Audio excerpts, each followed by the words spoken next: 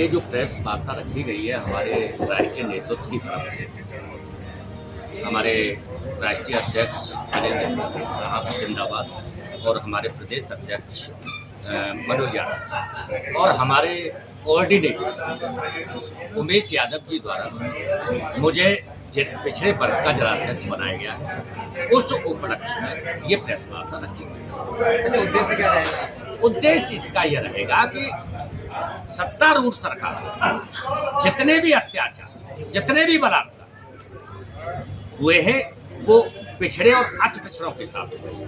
अब हमारे नेता विपक्ष आदरणीय राहुल गांधी जी ने ये बीड़ा उठाया है और उन्होंने जिलों के अंदर ऐसे सशक्त जिलाध्यक्षों को, पिछड़ा वर्ग के जिलाध्यक्षों को नियुक्त किया है जो इस लड़ाई को जमीनी स्तर पर लड़ने में सक्षम हो।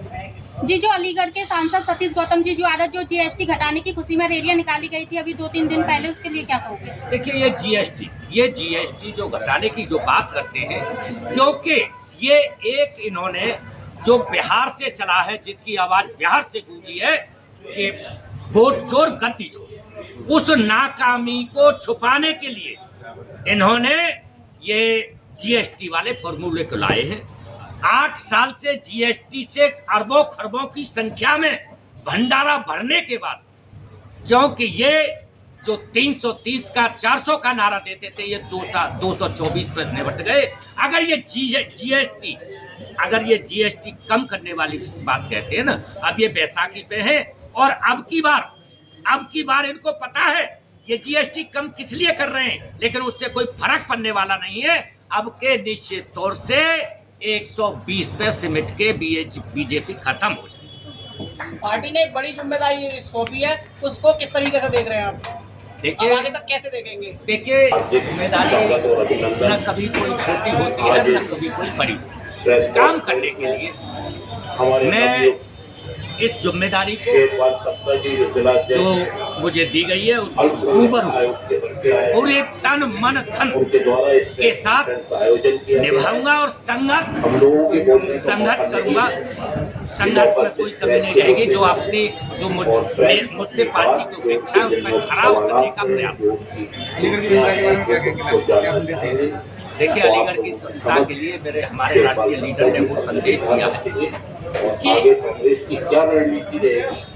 पार्टी का एक वर्ग इतना उत्साहित है कि हमारे राष्ट्रीय लीडर ने एक हर्ष बिछाने वाले कार्यकर्ता इतनी बड़ी जिम्मेदारी सौंपी है, जिससे कि आज अलीगढ़ के अंदर मुझे 8 दिन हुए हैं, 8 दिन में एक दिन मेरा बकाया नहीं है। जनता के अंदर इतना उत्साह है कि जगह जगह एक दिन में 4 स्वागत हो रहे हैं। क्या है ये जनता का उत्साह है, क्योंकि एक जमीनी कार्यकर्ता को ये जिम्मेदारी थी और ये समाज को जो अब पिछड़े लोग हैं उनके अंदर बहुत बड़ी खुशी का मामला। वो सिर्फ गुटबाजी की बात करता है, वरना जितने यहाँ पर मंच पर लोग बैठे हैं, मुझे नहीं लगता कि मुझे ये चीज़ बताने की आवश्यकता है कि पार्टी में कहीं भी टूटन है। पार्टी बहुत मजबूत से है, हमारे यहाँ के नेता हैं, हम उन नेताओं का सम्मान करते हैं। पार्टी को जो आगे बढ़ाएगा उसके साथ सब लोग खड़े हुए हैं, ऐसा कुछ भी नहीं है। जो जिला अध्यक्ष है, जो शहर अध्यक्ष है, वो किसी कारणवश यहाँ पर मौजूद नहीं है या आ नहीं पाए हैं, या जो भी कारण रहा हो उनका निजी है और अध्यक्ष जी जानते हैं, उन्होंने उन्हें आमंत्रित किया था। ठीक है जी। और बाकी जो भी चीज़ है, हमारे यहाँ कोई भी ऐसा विघटन नहीं है, आपस में खूब भाईचारा, खूब प्यार है। और ये सवाल तो आना ही नहीं चाहिए किसकी देन है। या तो भारतीय जनता पार्टी के द्वारा जो है ये सवाल पूछा जाता है कि जिले जिले में कांग्रेस को तोड़ने और काटने का काम किया जा रहा है। ऐसा कुछ नहीं है। पार्टी एक स्तर पर, एक बूथ पर और एक पंजे के नीचे खड़ी हुई है, राहुल जी के नेतृत्व में संघर्ष कर रही है। धन्यवाद। करनी और कथनी में अंतर नहीं होता ना, तो इस देश में जहर नहीं होता। इस देश में वो सारी चीज़ें नहीं होती। आज भारतीय जनता पार्टी ने कहा 2 करोड़ नौकरियां हर साल दूंगा। आज अगर 11 साल हो गए हैं तो करीब 22 करोड़ नौकरियां नौजवान वो हो जाने चाहिए, नौकरी में चले जाने चाहिए। और आज जितनी बेरोजगारी बढ़ी है, चाहे वो जीएसटी की वजह से बढ़ी हो, चाहे वो नोटबंदी की वजह से बढ़ी हो, चाहे इनकी आपसी मतभेदों की वजह से बढ़ी हो। जीएसटी तो घटा दिया गया है। जीएसटी कहाँ घटाया है भाई? एक बात बताइए। आप पूरे देश में हल्ला मचा रहे हैं, आप वो कौन सी सेवा पगवाड़ा अगवाड़ा कर रहे हैं। मैं आपसे पूछना चाह रहा हूँ कि आपने कही कि जब बच्चे पढ़ने जाते हैं, उनकी जो कॉपियाँ, उनकी किताबें हैं, उन पे जीएसटी फ्री कर दिया हमने, यही शब्द है। मगर जो कागज है उसको 5% से बढ़ा के 12% कर दिया। जो कागज रॉ मटेरियल 5% में खरीदा जाता था वो 12% में खरीद रहा है और वो उसे बेचना फ्री में है उस किताब को। तो वो किताब की कीमत ऑटोमेटिक बढ़ेगी। देश को उल्लू बनाने का काम भारतीय जनता पार्टी जो है जब से आई है 2014 से करने का काम कर रही है। और लोगों को जितने धरातल में, जितने 70 साल में कांग्रेस ने एक देश को बढ़ाने का काम किया, इन 11 सालों में भारतीय जनता पार्टी ने वो गड्ढा जो 70 साल में भी नहीं हुआ था ना, वो उससे बड़ा गड्ढा जो है बना दिया है। फिर भी लोग भारतीय जनता पार्टी से ही क्यों जुड़ रहे हैं? कोई भारतीय जनता पार्टी से नहीं जुड़ रहा साहब। आपको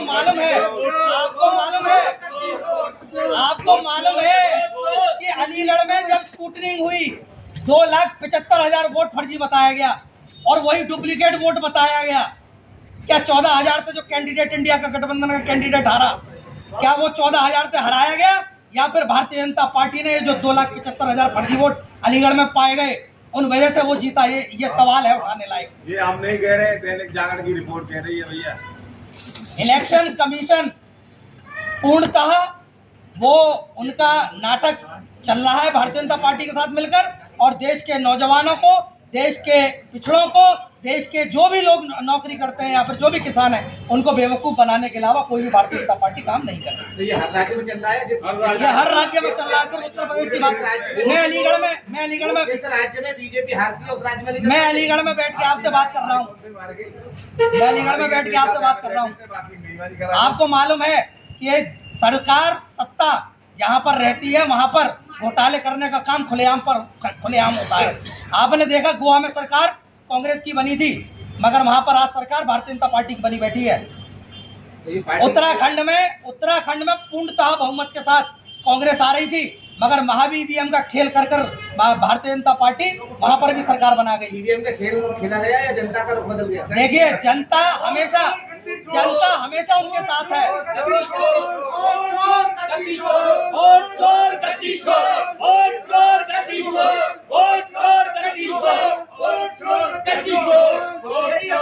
यहाँ पर सब समाज के लोग बैठे हुए हैं, हर बिरादरी के हैं, ठीक है जी, और सब अपने आप ही इन चीजों का जवाब दे रहे हैं। मुझे देने की आवश्यकता नहीं है। धन्यवाद। समान है, उसके भी लिए रहेगी, पिछड़े के भी लिए रहे।